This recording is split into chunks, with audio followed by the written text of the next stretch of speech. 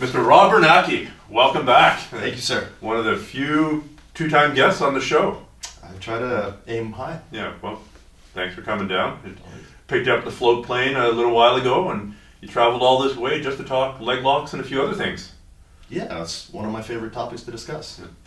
Well, I think the first leg lock I was shown must have been by Danny DeSanto back when he started training in shoot wrestling. This was before the UFC, before Gracie in Action. Yeah. He came to a seminar and was like, they're testing this in Japan, and most of the time when a fight happens, when the early days of shoot boxing, most of the time fights don't end with knockouts. They end up going to the ground and ending with a submission. And that was a revolutionary thought for the time, and the sort of Gracie in Action wave, the UFC wave, hadn't hit.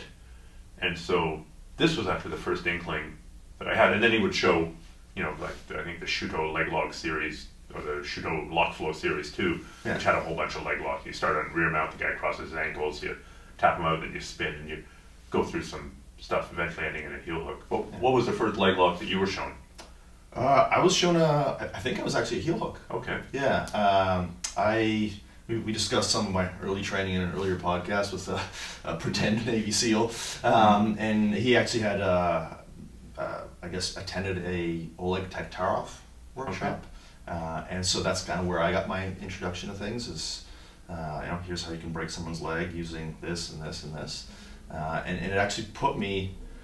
We're talking like early 2000s here, right. So it actually put me so far ahead of the curve. And again, I think we touched on this a little bit earlier, but assuming that not everyone out there has religiously followed every single discussion that you and I have ever had. Shocking. Yeah. Heresy. Yeah. What's the problem with people? I got a cult of personality I'm trying to build up here, people. So the thing that did for me is it gave me, I've analogized the idea of leg lock knowledge as bringing a gun to a knife fight. If somebody else doesn't have it, then you have a tremendous advantage. Problem is, you're going to have like sloppy trigger control, you're going to be crappy at aiming, but you're still the only guy with a gun. And it creates a false sense of security, which is what it did for me. And then I started walking into rooms where people had guns, and I was the worst gunfighter of the bunch. Mm-hmm. So my initial exposure to like really low-level leg locking gave me such a leg up in rolling with guys who were Brazilian Jiu-Jitsu practitioners in no-gi who had no leg lock knowledge. And then in the land of the blind, the one-eyed man is king. Yeah, absolutely. Either that or I was going to make a bad joke. I'll leave that alone. We're all about bad jokes.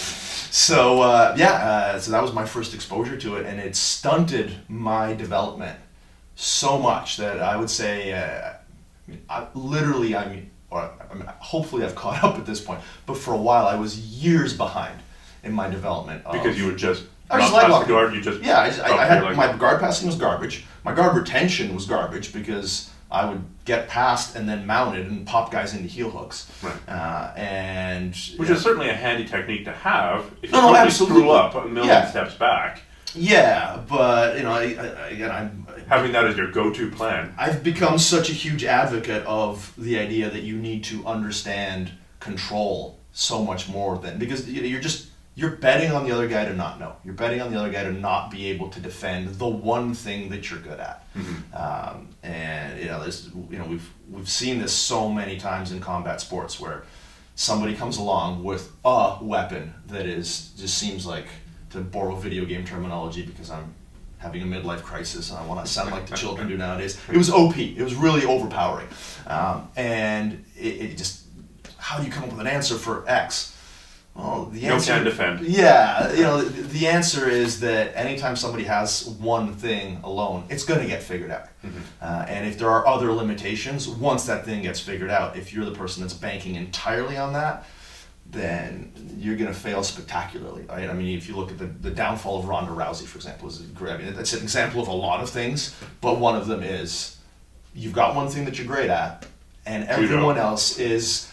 because you're in such an early stage of the development of something, everyone else is so far below you, but they're catching up.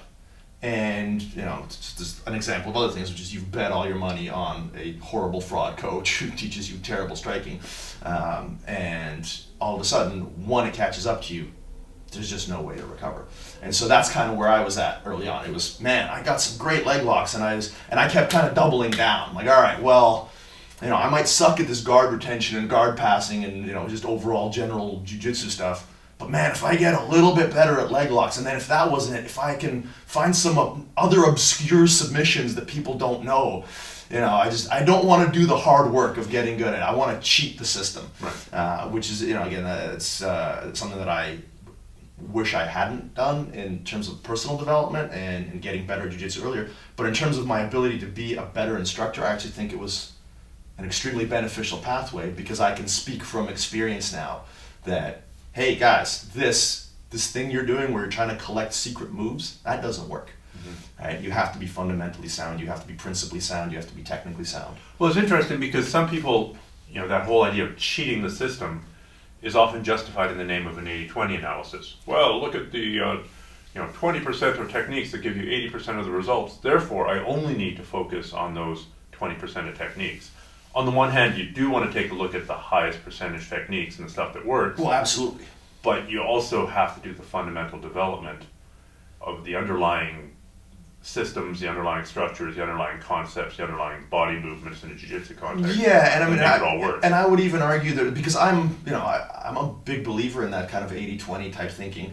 But when I'm not saying it's wrong. Yeah. I'm just saying people hear about 80-20 analysis and then they immediately go from there to what's the secret cheat code here that allow me not to have to do the 80% of the work. I think that's honestly, I doubt it's an entirely modern symptom, but I think it is to a certain degree. We'll blame the millennials. Yeah, they're blamed for anything else. Those poor bastards. Look at their clothing. But anyway, I think the idea is that, in Steele and Simpsons, right, he's just selling a bunch of easy answers, or peddling a bunch of easy answers. And how? Right? You're vulnerable to that. If that's what you're looking for, there are people who don't put a lot of thought into, pretty much anything, right? Like if you look at the level of, scientific literacy in North American culture, the fact that flat Earth is a thing and not a complete and total joke, although it is a complete and total joke to rational human beings. The fact that a clownish demagogue who is rabidly anti-science was elected to the highest office in the land in a certain country, in a few countries. The fact that that's happening is just testament to the fact that people are not thinking very deeply about things. And when people don't think very deeply about things and they want easy answers, do you want to work out? Do you want to diet? Or do you want to get a pill? Or do you want to get liposuction? Right? Like that sort of thinking is what we're talking about here. And so it's like, do you want to do the hard work of getting good at, even if we're talking an 80-20 approach, the essential movements that are actually going to make you good at jiu-jitsu? Or do you want to try and learn an obscure submission that you can pull off on your training partners? Once or twice, because they've never seen it before. Exactly. Yeah. I remember having a discussion with a university professor. We were out in the field, we were working all summer, and he'd come across an ad in a magazine, "Spray You Thin." And it was like, no dieting, no exercise. It was just this little spray that you put on your tongue, and it was called Spray-U-Thin. And pretty much that was the meme for the entire summer, because it was, although he was scientifically based, he enjoyed taking the piss out on the people who would actually believe this. But the sort of people that would go to Jenny McCarthy for medical advice, basically. Yeah, the not understanding. I often wonder what are the effects of people not having a basic understanding of statistics. I think arguably an understanding of statistics and an understanding of the scientific method is probably the most important thing you could do to change society. I completely agree. Yeah, again, the level of just illiteracy about basic logic, because that's really what we're talking about. It's like the precepts that allow you to look at an idea and analyze whether or not it's completely it's retarded. Like it's just. Well, let's alienate a whole bunch of my audience. Yeah, that's okay. Yeah, but to say here's this really cool, crazy ass leg lock submission, and I worked one time. Yeah. Therefore, it's a legitimate submission, is analogous to saying there's no such thing as global warming. Where my grandmother lives in North Carolina, they had snow in May, and they never have snow in May there, so clearly global warming can't be happening. Yeah, just because something works one time. People who don't even understand what anecdotal evidence is, people who don't understand what a statistically insignificant sample size is, right. Things like that. People who think that the revelations that come to them in the middle of a marijuana-addled haze have more validity than people who have spent their entire life learning how actual everything works, right? The same guy who's decrying they're not doing everything. They're doing one aspect of everything, right? Yeah, but when I say everything works, I mean there's a set of rules that underpins our universe, and sure, people physics. Yeah, exactly. And if you understand those rules, then you can start to do work on things that will actually impact our world. And then you've got people who think that, well, yeah, but that guy's just a shill, and he's really putting the wool over our eyes, and I've actually got the world figured out because... Wake up, sheeple. Yeah. I mean, that word sheeple just gives me... It's so cringe-inducing. It's just, the level of irony in that is... it's just epic. Let's drag this conversation back to Leglocks. Please. So then if we do an 80-20 analysis, yeah. What's the... 20% of techniques or 20% of positions or 20% of submissions that give you 80% of the results when it comes to Leglocks? Yeah, well, so the first thing is... And how do you determine this? Right, so you determine it by the body of evidence that we have in terms of high-level competition footage. So the first thing is you kind of have to scrap everything below a certain level. So no white belt and blue belt, no gi matches. Yeah, exactly. And so once we're talking about like expert divisions, and certainly once we're talking about higher level competitions and ADCC trials, stuff like that. Unfortunately, there's a giant body of high level matches in no gi worlds which are useless because of the absurd rules at IBJJF. But we still have quite a... With the gi? No, I mean no gi. Like the no gi worlds still prohibits reaping and heel hooking and all that, which is why, frankly, it's... Well, you wouldn't look to that for a heel hook. You wouldn't look to that for leg lock information. You'd look to that for other arm lock information. No, absolutely. But what I'm saying is it's kind of a shame because we have this, it's tough super enough, good guys. Right, it's tough enough to get the best people in the world to compete against each other on a regular basis. And when we're doing it, we're just missing out on a huge opportunity to have these elite guys showing you, hey, this is look at how many more matches you're going to be able to analyze statistically. So that's the first thing we do, is just what works at the high level. And what works at the high level overwhelmingly is the heel hook, by far. As opposed to the straight ankle lock. The calf crush. Right. So, if you look at the hierarchy of leg submissions, I would say it's the heel hook, reverse heel hook, far and above anything else. Right. In fact, like when I teach my students at my academy, the reverse heel hook. Yeah. My left leg is going into your left armpit. Exactly. Yeah. Like I'm looking at the inside of your. So somebody will call it the inside heel hook. I'm looking at the inside of your foot, and because of the strength in the tendons and ligaments in that direction, it's able to transfer a tremendous amount of force into the knee. Right. So it's like you're skiing and the tip of your ski got ripped at the outside. Yeah. But you also have, so that's the highest level. That's the highest level. And that is, so, again, when I teach at my academy, I always say chokes are the highest. If we're talking about hierarchy, if we're talking about 80-20, no human being can fight when they're unconscious. Right? Ask Bill Cosby. Had to get it in. Anyway, there are people out there who will fight with damaged limbs, but a completely blown ACL, broken knee, that's really damn difficult, right? A broken foot, you can fight with. A broken elbow, you can fight with, right? So we want to categorize, chokes up here, and then the reverse heel hook down here, and then everything else is significantly below that because of the amount of potential adrenaline factor. Okay. Well, let's go down the hierarchy then. Right. So the highest level, joint submission, reverse heel hook. Then we would talk about the standard outside heel hook. Okay. Right, which still is very damaging, but in this case, my left leg is in your right armpit. Yeah, exactly. And the problem with it, as far as damage goes, is your ability to move in a direction that compromises the force that I'm generating is greater.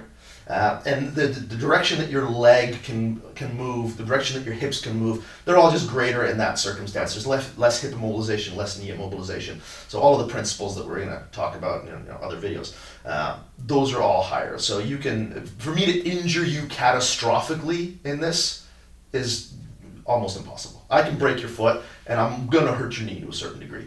But we haven't seen any kind of massive injury. Whereas the reverse heel hook, we're talking, ACL, broken to tibial fractures, all that kind of stuff. And then what's next down on the list? Well, so, here we can get I actually would say that we don't necessarily have enough evidence to start parsing things. I would actually say, in terms of damage, I would say the knee bar is probably more effective than the outside heel hook. Just because the amount of force, particularly if you're using a more new school application, we've had videos where we talk about the idea of creating extension and rotation. When we create rotation in the joint surface, we're applying lateral force to the knee now in the knee bar rather than straight on. So my leg is really powerful when I'm in a leg press, leg extension, leg curl mode. When my hip is rotated externally really far, that's not a very powerful motion. You don't do leg curl or leg extension with your foot turned out to the side. Yeah, exactly. So we're attacking the lateral ligaments, and so I would say the knee bar can have a pretty damaging effect. I guess we're talking about two different things. We're talking about sort of ease of application and how often you get there versus the actual damage that happens. Yeah, so there's that's something that we we try to categorize in our Leglock system between there are two factors that determine the validity, the I guess optimization of a leg position. One is how much control do I have over you and your leg?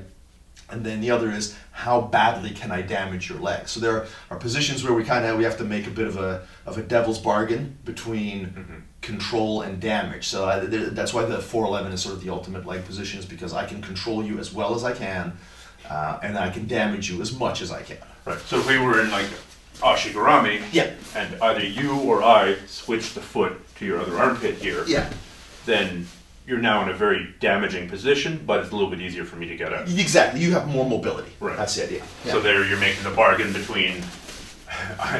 and in all these cases, when we're talking about catastrophically injuring someone's leg, it's really a surrogate for saying, how easily can you make them tap?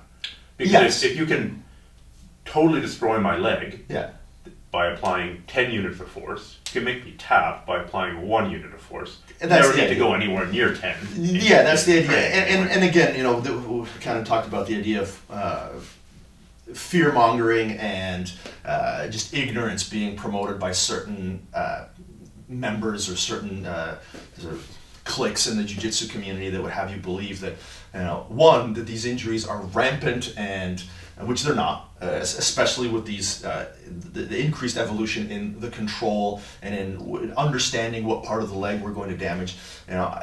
I've seen more shoulder injuries in jiu-jitsu by far from either kimuras or people posting funny or whatever than I ever have of knee injuries. So that I think is kind of a complete red herring. And then the other one, which is again sort of fear-based, is the idea that a knee injury is somehow, because every once in a while you get in these debates with people, and people who are sort of pro, banning reaping and heel hooks, so they're like, when somebody brings up the point that, your elbow or your shoulder can be horribly injured. And you can still somehow do your job. Right, and they're like, well, yeah, but I walk on my legs. Well, most people actually work sitting down. If your shoulder is jacked up and you can only type with one hand, that is actually more compromising to your livelihood for most modern people. So I don't know where this idea comes from. It's like, that's so much worse. And second of all, we live in a pretty modern age. Believe it or not, scientists know a lot of stuff. And knee injuries, I've had knee surgery. It wasn't for an ACL, but I was rolling again in 3 weeks. And people who have total ACL reconstructions are training at the highest level again within 6 months. So if we're talking about the compromise to your life, man, you go skiing, you wreck your knee. I know people who play ultimate, which is actually just frisbee. But anyway, it's like they're overcompensating for the combat frisbee. Yeah, and man, orthopedic injuries left and right. You're on turf. You've got they're cutting, they're turning. People play basketball. They have horrible ankle and knee injuries, and nobody's gonna say, "Man, let's ban basketball." No, we can still play basketball. We just have to do it in a handstand position so that we can only injure our arms. It's a laughable argument where people are doing what people everywhere do, which is they start from a conclusion and they work their way backwards. And it's horrible logic, and it's again just another symptom of sort of lack of overall education. The people allow their thought process to be so dictated by something like people are not unfortunately self-aware enough to know that the way that our minds work is that we generally make our decisions entirely based on an emotional response and then work backwards to justify it. And use logic and rationality. Exactly. And there's a ton of research showing that. Absolutely. If you want to if you want to just not be an ignorant rube, Daniel Kahneman and Amos Tversky, they won the Nobel Prize for something called prospect theory, where they basically proved the idea that people who believe that they make rational decisions are extremely lacking in self-awareness. The majority of our decisions are emotional decisions. And so if you're educated in Did they that... write a book together? The Daniel guy wrote his own book. He has written his own book, but I believe the two of them... Thinking Fast and Slow. That's right, yeah. But I believe that they together, based on their research, won the Nobel Prize. Again, feel free to look it up. I might be wrong. It's been a few years since I was reading up on that stuff. But yeah, just the idea that we are inherently bad at math. Like there's no human being without extensive mathematical training that just naturally gets the laws of large numbers, that understands statistics, that understands odds. We have. We hate to lose sometimes more than we like to win. We like to win. Like there's so many emotional factors that cloud judgment. The way that a question is asked, the way that a poll is phrased affects the outcome so much. People think that they're making these incredibly rational decisions. None of the arguments I've ever heard for eliminating heel hooks is remotely valid, especially not at the high level, right? If you want to, you can get into the argument of at white belt what should be illegal. For example, I think I'm as libertarian on certain things as it comes. I believe that just about anybody should be able to do just about anything they want to themselves. Having said that, I think there's validity to banning guard jumping at white belt. Sure. Guard jumping has catastrophic consequences. Yeah, it's like a flying knee bar with an entire weight of a body. Yeah, so having that eliminated at white belt, I would never complain about that. Mm-hmm. I mean, white belt matches literally don't matter on any level.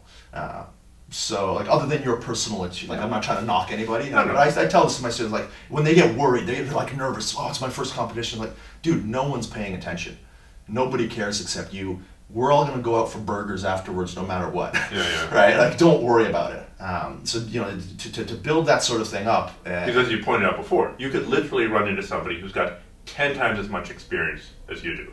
Yeah. White belt match. Yeah, I mean, this is another kind of rabbit hole that we can go down, which is the idea of the validity of... I will keep on dragging this back to Leglocks painfully and slowly every 10 minutes. Yeah, all right, fair enough. So, white belt matches. Well, not just white belt matches. The idea of the validity of competition and how important it is. I personally think, and I know I'm not the only one, I think it's comical that somebody who is wearing a white belt gets to call themselves a world champion.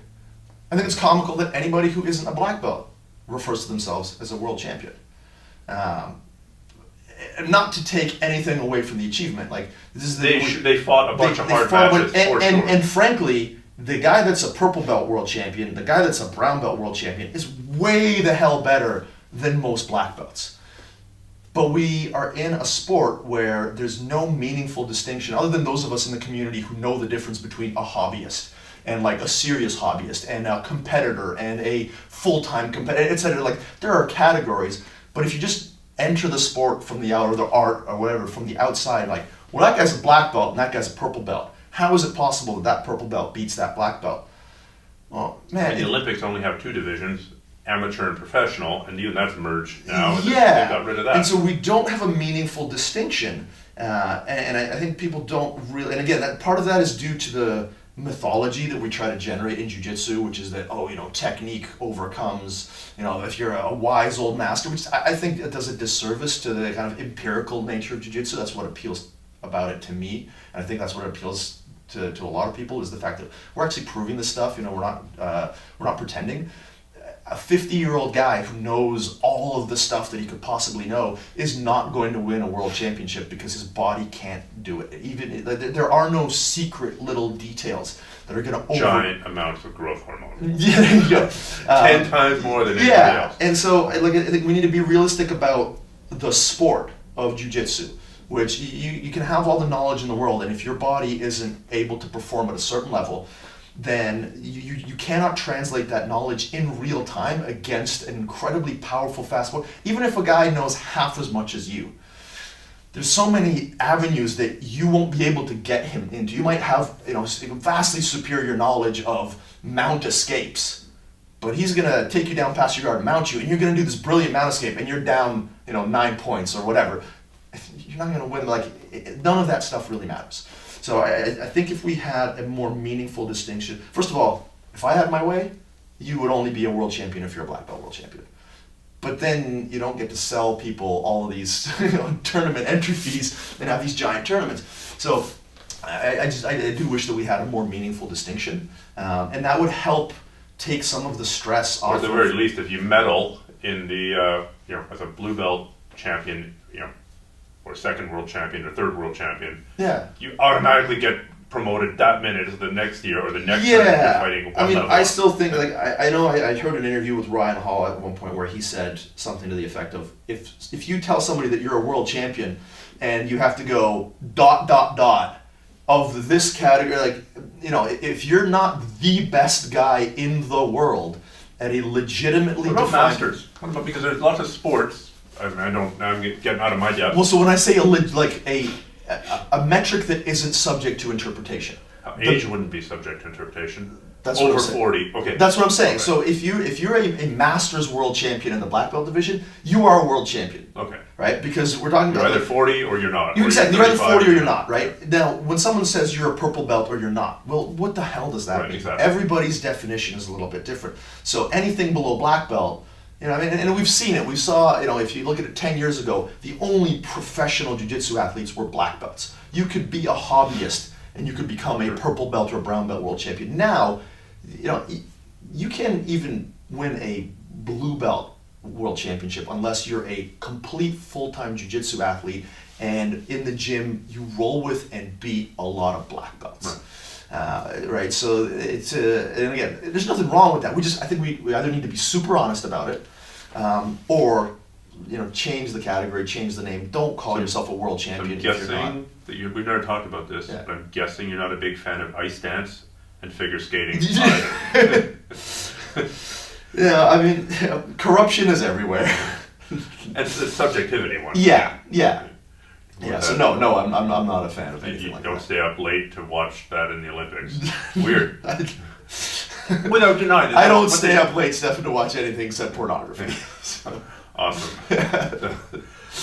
So to drag this back to go from porn back to leg locks. Yeah.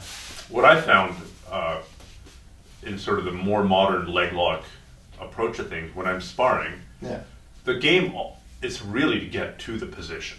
If I can fight my way into a leg reap position or into the 411 or then applying the leg lock from there, except at a high level, is almost academic against 99% of the time. If you get to the position, you got to finish. Complete, So then you can do this entire fighting and this entire battle just to get to the position, using all the transitions and the control mechanisms to stay there, to get there, stay there, and to stop the guy from escaping. Yeah, and that's the stuff that you should be focusing on anyway, right? So when I teach this stuff at my academy, when I teach at seminars, we do the same way. If you are a purchaser or a devotee of our BJJ formula material, which if you are, thank you so much. You're familiar with our FYJJ drills, where we isolate a particular aspect of the game, whether it's guard passing or whether it's sweeping or whatever, and we create a set of rules that enable you to work on it in an environment that reduces the sort of competitiveness that causes people to go too hard, to reduce the ability to explore positions.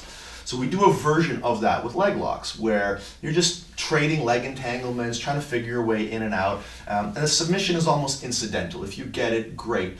But what you're doing is working on the things that make you good, which is the ability to control somebody, to enter the position, to leave the position, to transition in and out of the positions, to recognize when you're in danger at every stage. There's no panic onset. You're creating familiarity. Right? When you watch two good leg lockers go at it, they stay in the pocket. They hide their heels. They do all this stuff that allows them to be extremely relaxed. And if you're not extremely relaxed, you're going to get tired so quickly. And that's what happens when you, like I said, 90% of the time, 99% of the time against people that aren't high-level competitors, high-level leg lockers. As soon as you get anywhere near their legs, there's so much overwhelming tension and panic that if you can tie their legs up, you're going to get that heel hook. There are things that people do right off the bat when you entangle their legs, which give you the heel hook more than they would if they just kind of relaxed, like, all right, I'm in this position, what am I going to do? Right?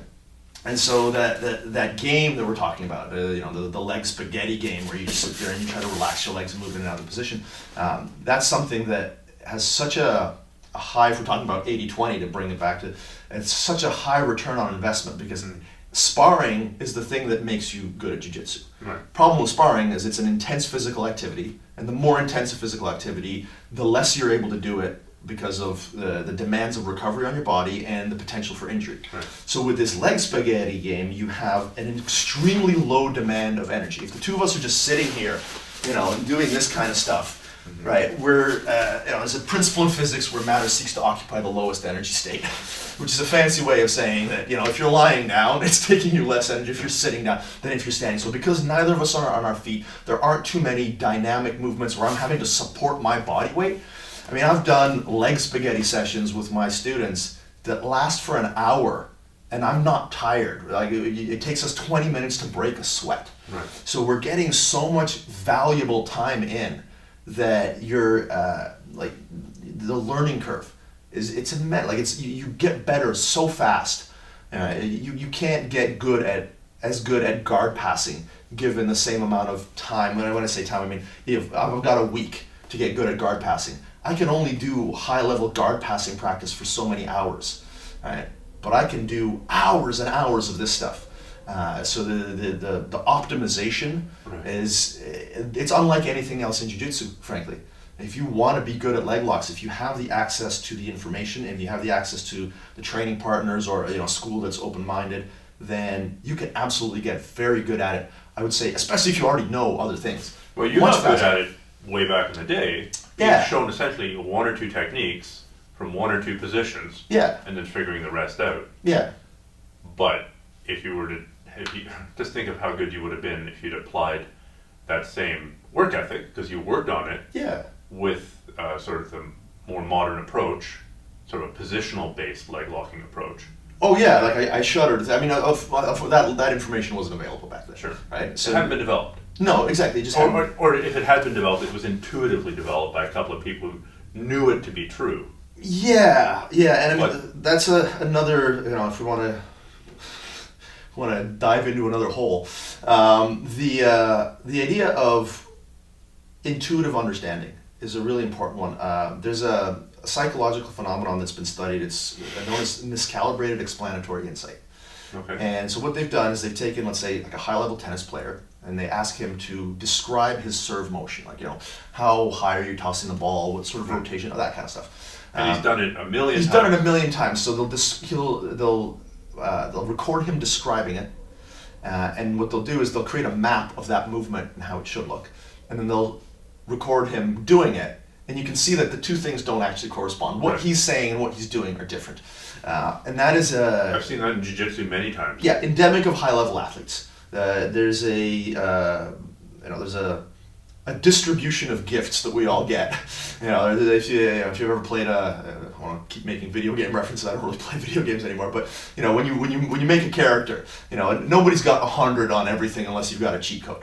Right, as human beings, we get a certain amount of this and a certain amount of that and a certain amount of that. So when somebody has been gifted with a certain amount of innate movement prowess, they are able to learn and develop movement very quickly. Their ability to communicate, again, either there's a genetic limit on it, or there's just a time limit on it, which is if you're spending all of your time developing athletic gifts, you're not spending all your time developing communication. You're working on your kinesthetic expression. You're not working on your pedagogy, your teaching ability. Exactly. So as much as we've got a bunch of really great athletes in the sport, because of the way we fetishize, again, world championships in jiu-jitsu, we don't give as much credit to coaches who are not world champions. And I think it's actually really awesome that John Danaher is kind of paving the way for recognition for being a coach without having significant or any competition accolades.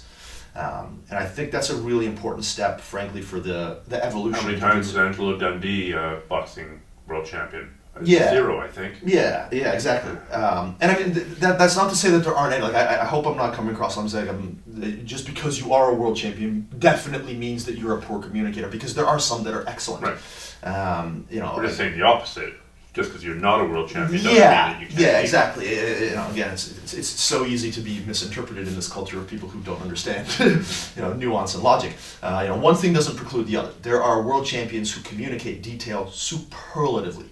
But maybe they only teach well for a certain demographic. Sure. Maybe they can communicate very well with verbal detail.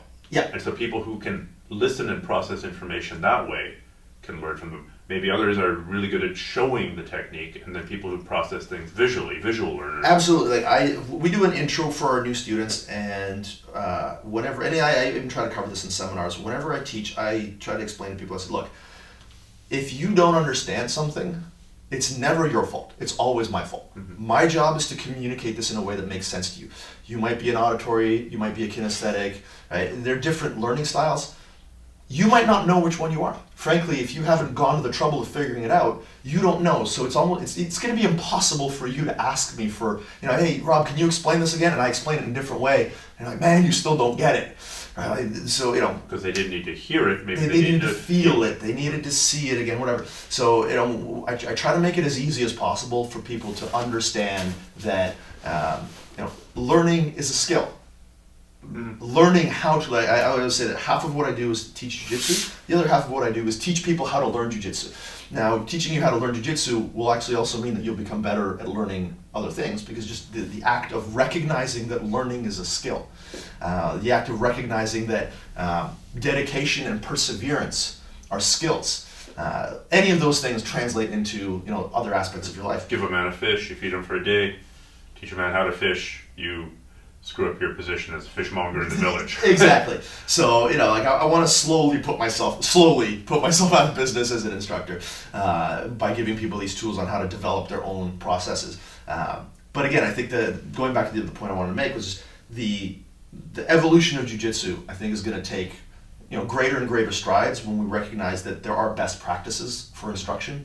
And if we can give people those tools as to how to become better instructors, better communicators, and part of that is creating a culture of appreciating communication skills, instruction skills, so that people who are seeking out instruction don't fall into that logical trap of, if you want to be a champion, you've got to train with a champion. Well, you got to train with champions in the sense that you need high-level training partners.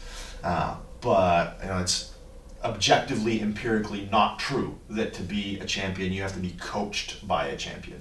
You just have to be coached by somebody who knows. It's true in an MMA context as well. I mean, there are lots of camps where the guy who's heading the camp isn't himself an MMA champion, but there are lots of high-level guys training there, so it creates that training environment. I mean, in a certain sense, I think people don't give enough credit to the level of your training partners. I think your training partners are at least as important as your instructor. I think so, yeah. Of course, it all comes from the top down. Yeah, certain training partners can be attracted to a certain kind of instructor. If the instructor's an asshole, you're only going to get assholes training there. Yeah. And then you're only going to fit in if you are an asshole. Yeah. But your training partners are, I'd say, more than 50% is important. At least, I would be interested in seeing what the actual percentage is. Again, as how on earth do we quantify that? That'd be a tough one. Well, if you look at some of the major professional sports, right? One of my visiting students recently sent me an article that was based on the NBA and how they've started to quantify hustle. Okay. So they already quantify it. If you're a sports fan, there's a lot of statistics nerds out there. MMA is certainly going in that direction where it's like We are statistics. going so outside our area here because I don't know anything about the NBA. But anyway, so they count shots taken, shots passes, everything. It's the same way as in hockey. Shots on net, all that kind of stuff. Everything's quantified. So they're finding a way to quantify hustle. How hard somebody goes after a ball, all that kind of stuff. And they're noticing that certain teams have players that excel at the technical, the free throws and all that kind of stuff. And the real championship teams, they also have their glue, their grit players that really exemplify hustle. And so, a visiting student sent me this. It was like, look, this is I don't feel like I'm particularly, genetically gifted and talented and all that, but what I do have is hustle, and I think that's what's going to take me to. I kind of pissed on her parade by saying, by the way, every single one of those low-level NBA guys that's getting credited for hustle is also a genetic freak who's getting the best possible coaching and treatment that money can buy at every stage of his life. So let's not pretend like it's hustle is... Yeah, but... You're taking the top 1% or 0.1. 0.0001% probably. But, as much as those things are being quantified, I think we're going to reach a level, I hope, just because more information is better than less information generally, provided you can distinguish between. That's the bane of internet existence is more information, but people don't know how to filter it. But I think if we have more information, we might reach a point where you can analyze different camps and see, okay, which camp is getting there without this level of coaching and where it's more training parts. I think it's an interesting idea that I hope we have more access to information to delineate at some point. Well, the beautiful thing about jiu-jitsu is that if you're short and stout and have great big legs and a short inseam, there's a style of jiu-jitsu that you can do. And if you're capable of putting both your feet behind your own head in a double lotus, and are 6.5 feet tall, there's also, it's not going to look the same. Your expression's not going to be the same. No. But there's a greater variability in body type than I think for most other sports, for sure. Yeah. You're not going to become a swimmer if you're built like a fire hydrant. Yeah, I think, and that's, there's so many reasons that I think you and I and many people love jiu-jitsu, and I think that's actually one of the best ones, is that it is unique certainly among combat sports, I think. Again, I'm sure there's lots of self-expression in certain forms of dance, but I wouldn't personally quantify those as sports, but whatever. You gotta sweat it or bleed for it to be a sport, but I guess that covers that. No, yeah. You gotta be objective. Yeah, I don't want to get too much into knocking other things because I'll have even more Systema people angry at me. So I don't want the ballet commission coming after me. No. But anyway, I think the idea is that with jiu-jitsu you can express yourself so many different ways, provided you have that fundamental underpinning of understanding body mechanics, understanding base posture, structure, and alignment, and things like that. As long as you're not going in wacky directions where you're starting to put demands on your body that are going to create injuries, I think, I know for myself, that's kind of how I teach. No two higher belts at my academy roll the same way. They all have certain movements that you'll recognize as being signature movements, but different guards, different favorability and submissions, and that's all fine and good because ultimately that's what jiu-jitsu should be, in my opinion. Okay, let's wrap this up because I got to get you back to a float plane. Yes. To fly back to your island fortress, Dr. Evil, your hollow volcano.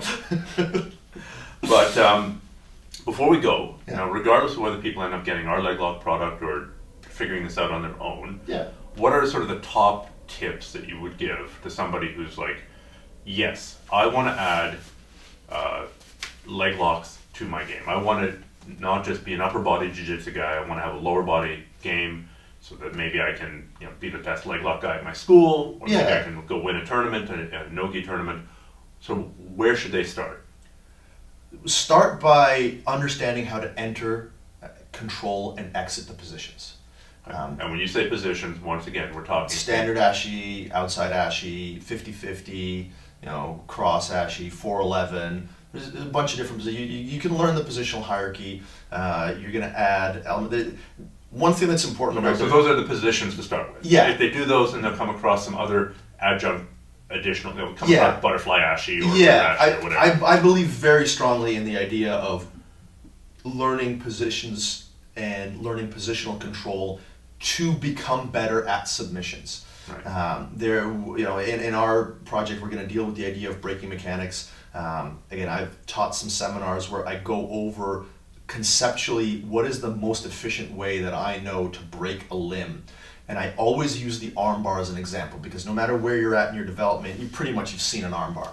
And I've actually had people come up to me at tournaments and like, hey man, I was at your last Leglock seminar. By the way, my arm bar percentage has gone through the roof. Right? So if you understand how to isolate and how to retain control, particularly through the application of lever mechanics and wedge mechanics, you're gonna get the submissions. If you're chasing the tap early, you're going to be really crappy and you're going to injure your training partners. So you want to get better at tapping out people. Don't worry so much about the tap. Don't worry about it at all. I teach an armbar control module at my academy. We don't cover finishing, and you're not, when we drill the position, when we spar the position, you're not allowed to finish for the first 2 weeks. And everyone still gets way the hell better at armbars. So go for your legs. Understand that you should be able to get there, and then if you're going to end up in a negative position, you have to be able to recover. If you, I characterize this. So if going for a leg lock puts you in some weird smashed position on the ground, yeah, you got a way to get out of there. Yeah, exactly. And ideally prevent it. Sure. Right. It's there's the old an ounce of prevention is worth a pound of cure, or as I describe it at some of my seminars, it's way easier to put on a condom than it is to talk a girl into an abortion. So make sure you take steps to ensure that you can prevent the worst case scenario before coming up with the solution for the worst case scenario, because those are much more low percentage. So be able to get out of the position when things are going sideways on you. And then the last thing you need to worry about is finishing the actual leg lock. So be able to get there, be able to leave there when things are going against you, be able to transition to passing and upper body attacks, because the more you can create doubt in your training partners and your opponent's mind, the easier it is for you to execute what you're doing. So there you're avoiding the trap of, I'm a leg lock guy, I always go for leg locks. Yeah, I call it leg lock or bust. There are guys that are really good at leg locks, and they are not able to finish on the leg lock, and they've got nothing left. Right. You want to be able to... No, Eddie Cummings, for example, has got a really decent jiu-jitsu game. If all of a sudden they said no more leg locks, he would still be elite. Yeah, Eddie Cummings has excellent back attacks, excellent arm locks. He's got an incredible guard. Frankly, any of the guys that come from the Team Henzo Gracie, the Dan Herdell squad, they're all awesome at a whole bunch of stuff. I think it does. Again, we rant about people using bad logic. It's bad logic to say, yeah, it's just leg locks. No, they're really good. And you'll see. Dean Lister was also really good at jiu-jitsu, not just leg locks. Exactly. And Eric Paulson is, again, really good at grappling and jiu-jitsu, absolutely. not just leg locks. And if you and that's what we're trying to advocate here is get good at leg locks, because you want to deliver a pure expression of jiu-jitsu, which is the idea of using body mechanics, using physics, using an understanding of timing and leverage, so that you can control another human being, break their alignment, put them into positions where almost regardless of their size relative to yours, you can generate a physical mechanical advantage on some part of their body so that you can break it or render them unconscious. Preferably render them unconscious. Again, I can't overstate that enough, especially if you're interested in self-defense, if you're interested in MMA, get good at choking people. But if you add that leg lock aspect, and now your ability to get to the back, your ability to get on someone's neck is greater because they're tarting out, trying to yank their legs away from you. All right, so you're going to get guard passes you wouldn't have otherwise. You're going to get back takes you wouldn't have otherwise. You're going to get sweeps, all that kind of stuff. So as long as you're approaching it as a holistic game, I think you're going to be very successful. Because again, the curve is fast. If you get there, if you understand the positions, if you understand exactly what you're doing to affect control and affect damage, it's going to translate into the rest of your game, and it's going to make you a more complete and dangerous grappler. Well, I don't think we can end it on a better note than that, so I got to get you back to your Hollow Volcano. Thank you, Thank sir. you so much for coming here today. My pleasure.